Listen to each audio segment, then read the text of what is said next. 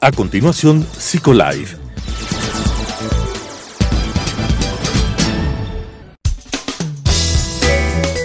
Clasificación A. Apto para todo público.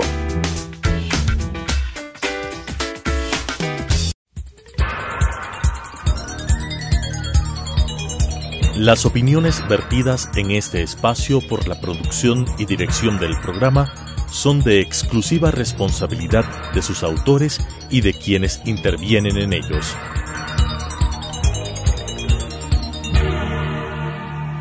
Telesucesos Canal 29 UHF presenta Psicolife, un programa creado para hablar de psicología desde una vertiente científica pero amena con la conducción de la doctora Elizabeth Montenegro. Psicolife. El cerebro humano es el órgano más complejo del cuerpo. Lo necesita para conducir un automóvil, disfrutar de una comida, respirar, crear una obra maestra, artística y disfrutar de las actividades cotidianas. En resumen, el cerebro regula las funciones básicas de tu cuerpo, te permite interpretar, responder a todo lo que vives y da forma a tus pensamientos, emociones y comportamientos. Sin embargo, las drogas, los juegos, las redes sociales e inclusive el amor pueden alterar áreas importantes del cerebro que son necesarias para las funciones de soporte vital y pueden impulsar un uso compulsivo de drogas que marca la adicción. En esta serie de programas de Psicolife, nosotros mostraremos pistas sobre cómo manejar y prevenir mejor los trastornos por el uso de estas diferentes condiciones que pueden generar adicciones en nuestra vida. Bienvenidos y bienvenidas. Amigos de Psicolife, bienvenidos a esta nueva edición de este programa del mes de agosto, que realmente agosto se nos ha volado. Y hemos venido conversando durante este mes sobre las adicciones, aquellas situaciones que a veces conocemos como conductas que generan complicaciones tanto en la vida de las personas como en su interacción social y demás, y que es necesario conocerlas, es necesario saber identificarlas y también abordarlas adecuadamente. Hoy vamos a hablar de un tema también muy importante en ese ámbito y tiene que ver específicamente con las adicciones en los adolescentes. Muchas veces como padres nosotros nos preocupamos por si es que nuestros hijos están consumiendo algún tipo de sustancia, si es que están involucrándose también o posiblemente en un camino riesgoso en ese sentido. Para conversar sobre este tema el día de hoy hemos invitado a Michael Argotti. Él es psicólogo clínico, es además candidato a la maestría en epidemiología y salud colectiva por parte de la Universidad Andina Simón Bolívar. Tiene una formación en psicoterapia grupal e intervención en adicciones con enfoque psicoanalítico y además tiene algunos años de experiencia en comunidades terapéuticas dirigidas a personas con problemas en adicciones y población vulnerable, específicamente con adolescentes. Y actualmente trabaja en la Secretaría de Salud de Quito en el proyecto de salud comunitaria y brigadas de salud a la comunidad. Así que, qué mejor especialista para abordar este tema que Michael. Michael, bienvenido a Psicolife.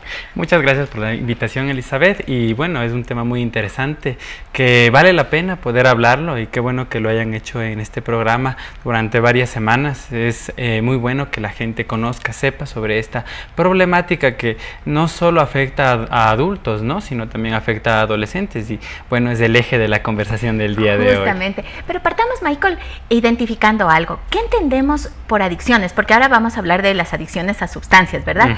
¿Qué entendemos por ese tipo de adicciones? Bueno, dentro de las adicciones, la OMS, ¿no?, y la define como una enfermedad progresiva y mortal que afecta en el área individual, familiar y social, ¿no?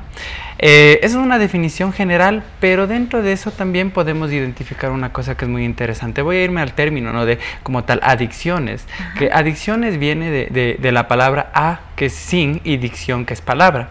Es una enfermedad que afecta no solo al ámbito físico, ¿no? Vemos los cambios dentro de todo lo que es los rasgos físicos cuando una persona mantiene un consumo problemático durante varios años, ¿sí? Pero también es una enfermedad que va o está ligada a las emociones. Entonces, cuando una persona no puede hablar, cuando una persona no puede decir cómo se siente, cómo está, y todo eso lo reprime, lo guarda, lo esconde, y no lo puede sacar de una manera adecuada dentro del área social, pues entonces hay esta problemática. Y el desfogue o el síntoma viene a ser la adicción, ¿no?, a una sustancia, a un videojuego, a una persona, una dependencia emocional, ¿no? Pero bueno, podemos hablar que y ya reduciendo un poquito este término, adicciones es una enfermedad que no está ligado a lo físico, sino también está ligado a lo emocional. Es decir, que sería la condición emocional la que gatilla de alguna manera ese enganche en algo físico, ¿no es cierto? Y que después se traduce ya en las conductas que la persona va teniendo. Exacto, exactamente. Entonces podemos ir identificando estos cambios de conducta, pero también estos cambios en nuestro pensamiento, que está ligado también a nuestras emociones. Michael, decía que usualmente es un comportamiento que observamos en adultos, pero inicia usualmente en la época de la adolescencia. ¿Cuáles son aquellas condiciones, tal vez ambientales o personales, que hacen que los adolescentes se involucren en este tipo de comportamientos? Bueno, hay muchos factores. No quiero ir identificando en 3 áreas de estos factores que pueden irse viendo como detonantes, ¿no? de cada una de las formas en las cuales puede generar una adicción, ¿no? Pero vamos a ver primero el ámbito individual. Sí, en el ámbito individual van a haber factores en los cuales se van a ir observando, ¿no? Cómo la persona va a ir interaccionando con la sociedad, ¿no? Vamos también el ámbito familiar y el ámbito social. No me quiero adelantar un poquito, pero quiero identificar primero estos 3 factores que son importantes dentro de la esfera del ser humano para poder ir identificando cuáles son las problemáticas o los detonantes que pueden generar una adicción. Ya en el ámbito individual podemos ir identificando estas herramientas que tal vez no son elaboradas o adquiridas o son interiorizadas de una manera que no es adecuada para lo social. En la familia podemos ver violencia intrafamiliar, podemos ver también consumo problemático de sustancias que aprendieron, ¿no?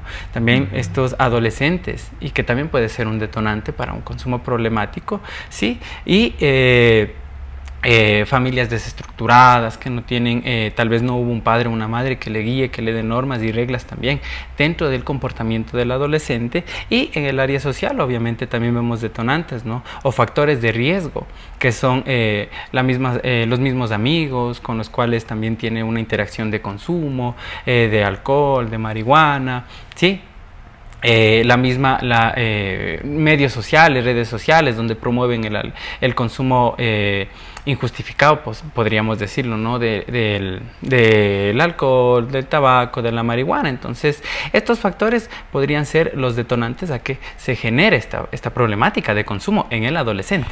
En su experiencia profesional, ¿qué edad es la edad en este periodo de la adolescencia más vulnerable para caer en este tipo de conductas?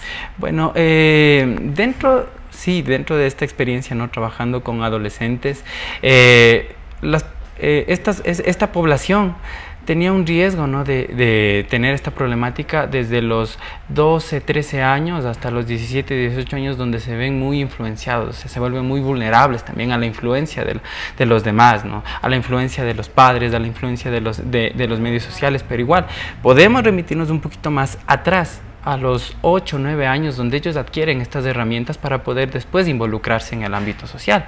Pero es en estas edades, desde los 13, 14 años aproximadamente a los 15, 17, donde se vuelve, hay como que este pico, ¿no?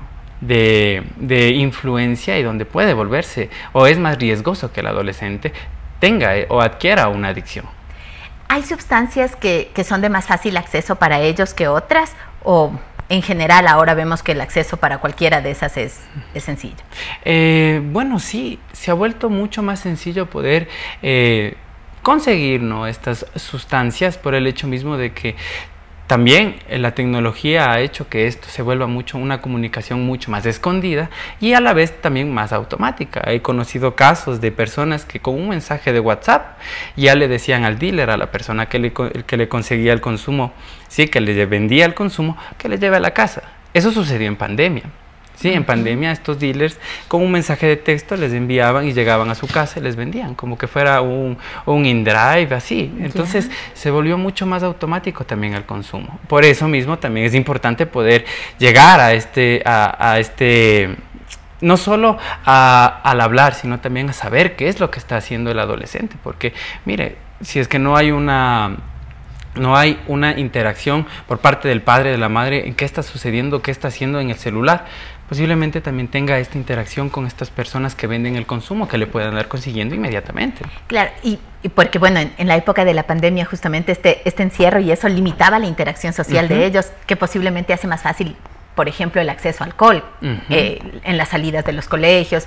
A veces escuchamos también con regularidad el hecho de que los chicos llegan a clases alcoholizados ya, o en los termos tienen bebidas alcohólicas, o es en las mismas instituciones donde empiezan a consumir ya cierto tipo de drogas. Exacto, exacto. También depende mucho de cómo estas instituciones también regularicen el comportamiento del adolescente como para poder limitar o poder saber qué es lo que está sucediendo dentro de este comportamiento, ¿no? Porque sí, he escuchado casos de instituciones donde existe el consumo internamente y externamente, alrededor en los parques, alrededor en las calles.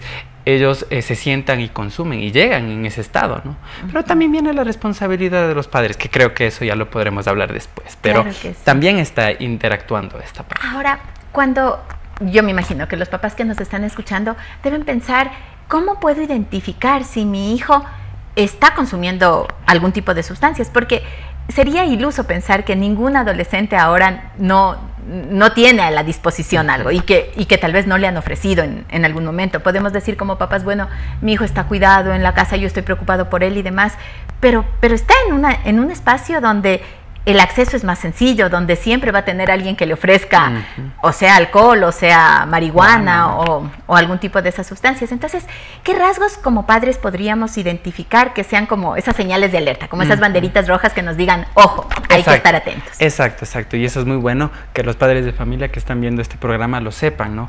Es muy importante poder identificar primero los cambios de conducta que son muy drásticos, ¿sí? Se encuentra bien, está tranquilo en la casa, aporta, ¿no? Ayuda en la casa, lava los platitos, tiende su cama y de repente empieza a cambiar esta conducta.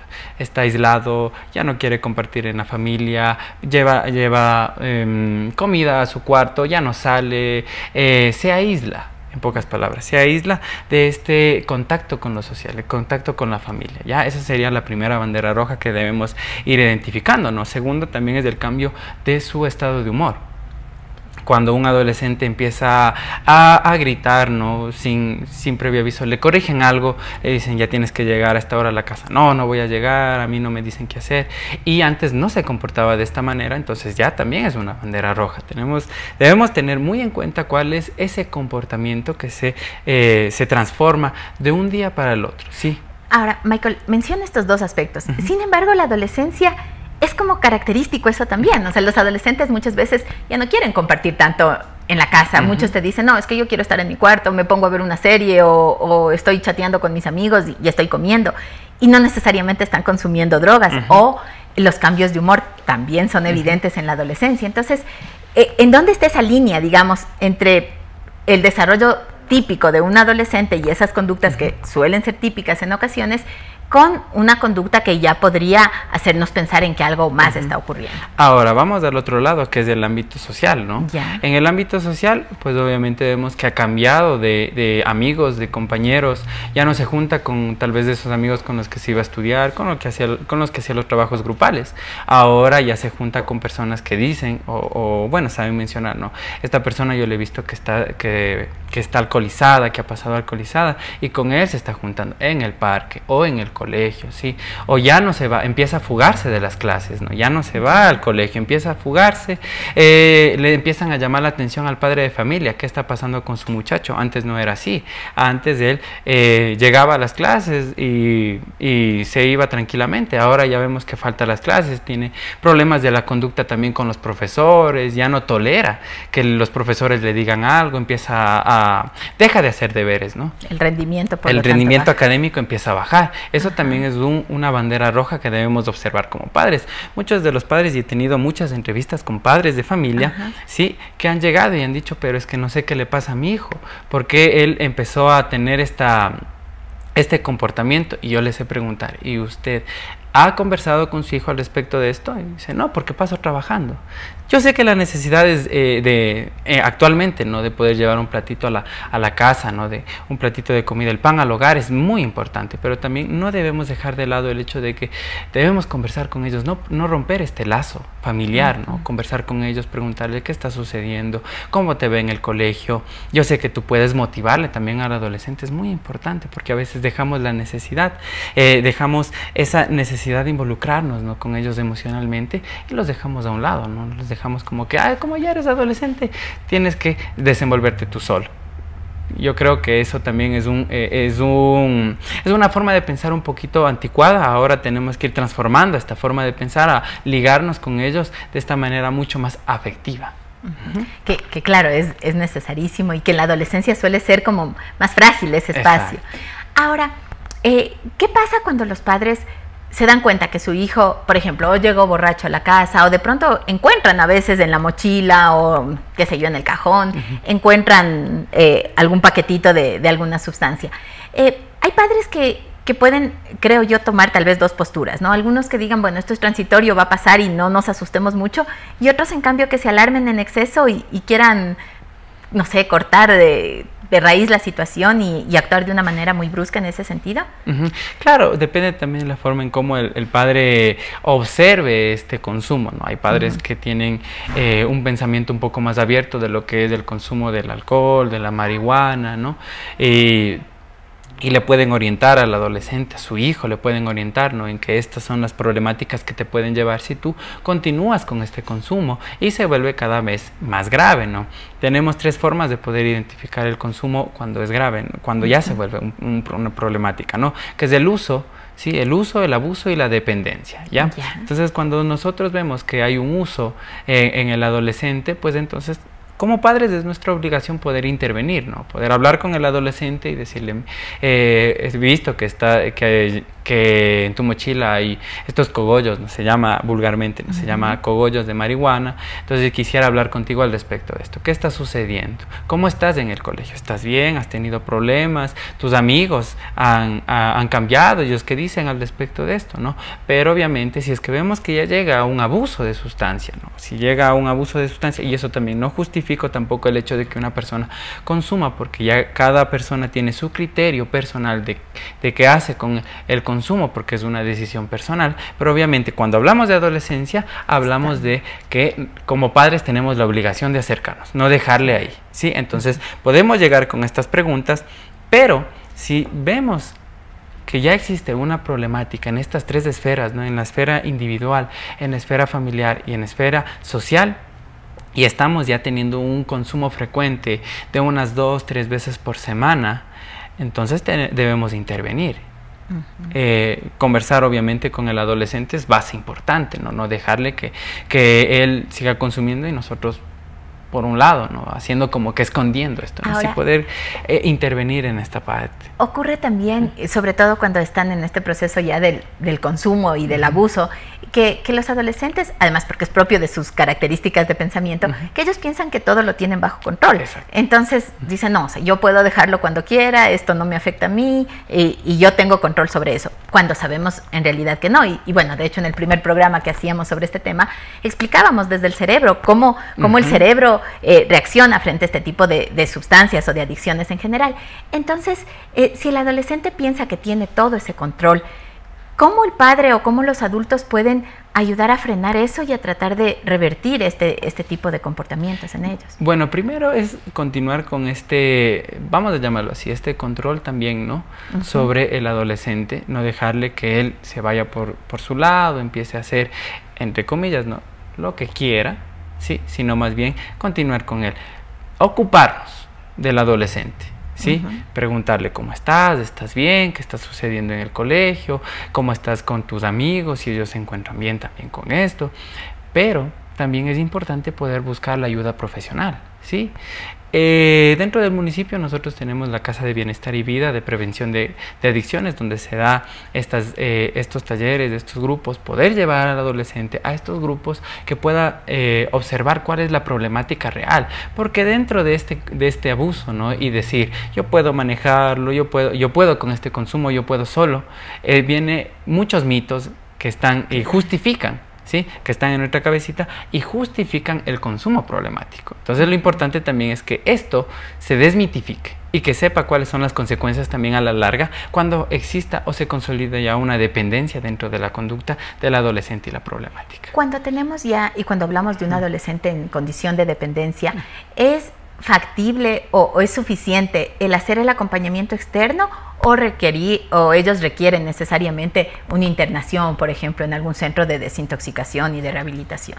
Este es un tema un poquito delicado, sí, porque los padres de familia deben tener muy en cuenta cuáles son estos centros o clínicas, ¿no?, de desintoxicación. Hay algunas que están validadas dentro del funcionamiento del Ministerio de Salud Pública, claro, que es importante que puedan saberlo, sí, como los CETADS, los centros especializados en tratamiento de adicciones y otras drogas, que trabajan bajo lineamientos terapéuticos, y el otro lado que son clínicas clandestinas. Hay que tener mucho cuidado con eso. ¿Por qué? Porque estas clínicas clandestinas lo que hacen es empeorar la situación de consumo del adolescente o del adulto que va a estos centros. Entonces es importante primero asesorarse si queremos hacer este proceso. Podemos ir a un psicólogo, ¿sí?, donde nos pueda asesorar. Tengo esta problemática, tengo esta dificultad con mi adolescente, tiene este problema de consumo que yo ya le veo que ha estado afectando en estas tres áreas: individual, familiar, social.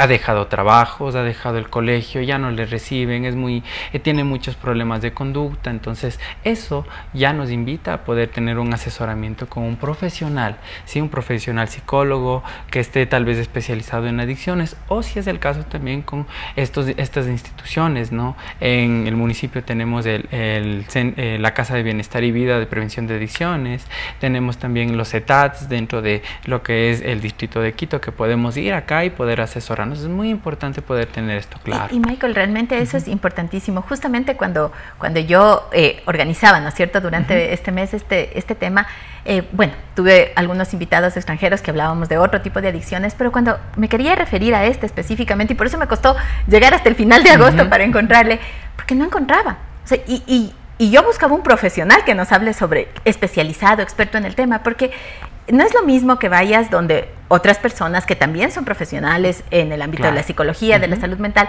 pero que abordan otro tipo de problemáticas, que alguien que sea específicamente especializado en adicciones. Y a mí me llamaba la atención porque decía, googleaba, buscaba y no encontraba. Por ejemplo, el tema del municipio que mencionas, la Casa de Bienestar, ¿verdad? Y Vida, nunca me apareció.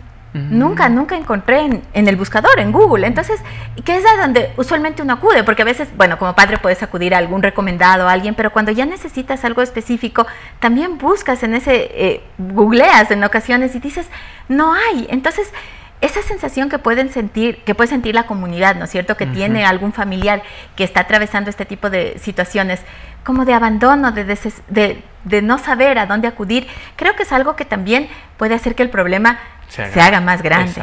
Exacto, sí. Hay que tener mucho cuidado también cuando las personas llegan a mi consulta. Yo les asesoro en esto también, de que deben mantener la calma, debemos buscar el espacio adecuado y el momento adecuado también, aunque se vuelve un poco desesperante, ¿no? El hecho de que ya veo que mi adolescente mi hijo se está ya perdiendo en las drogas, que ya está consumiendo cada vez más. Entonces lo que debemos hacer es primero siempre no perder ese contacto con el adolescente, aunque sea desgastante. No perdamos ese contacto con el adolescente, no dejemos que él se vaya por otros caminos, se vaya por otros rumbos, porque va a ser mucho más complicado poder llegar a él después, ¿no? Tenemos que continuar con él, la comunicación va a ser muy importante, pero también poder asesorarnos, buscar el apoyo dentro de las personas. Yo también les asesoro en el hecho de que ¿quién nos puede ayudar dentro del núcleo de familia? ¿Sí? Cuento con el apoyo de mi mamá, cuento con el apoyo de mis familiares, ¿no? alrededor mío. ¿Quién me puede acompañar a buscar estos lugares? No sentirme solo frente a esto, porque a veces eso también es un problema. Si yo como padre me siento solo, no voy a poder ayudar a mi adolescente. Entonces tengo que buscar el apoyo, la ayuda también de otros, de mis compañeros, de mis familiares, e ir en búsqueda también de estas instituciones que me pueden ayudar. Asesorarme es muy importante dentro de esto también, si no nos olvidemos de eso. Gracias, Michael, y realmente miren ustedes, amigos televidentes, que ha sido un programa tan provechoso. Aprender que cuando el adolescente entra este tipo de conductas o se vincula con este tipo de situaciones, no es un problema solamente del adolescente, es un problema familiar y tiene que abordarse desde esa perspectiva. Los especialistas están prestos para ayudarle. Michael nos ha mencionado desde el municipio de Quito las casas de bienestar y vida, que pueden ser una alternativa. Pensar que tenemos que buscar una ayuda profesional. Hay situaciones que no se pueden manejar solos únicamente. Michael, gracias por habernos acompañado en este programa. Ustedes también, amigos televidentes, por habernos acompañado durante este mes. Para el próximo mes tenemos nuevas sorpresas para ustedes y programas también muy interesantes a propósito del inicio del nuevo año escolar. Invitarles a que nos sigan a través de Telesucesos los días viernes a las 10:30 de la mañana y el reprise de este programa el día domingo a las 10 de la mañana, y también que nos acompañen y nos sigan a través de nuestras redes sociales, a través de Facebook y de Instagram en Psicolive. Nos vemos la próxima semana. Las opiniones vertidas en este espacio por la producción y dirección del programa son de exclusiva responsabilidad de sus autores y de quienes intervienen en ellos.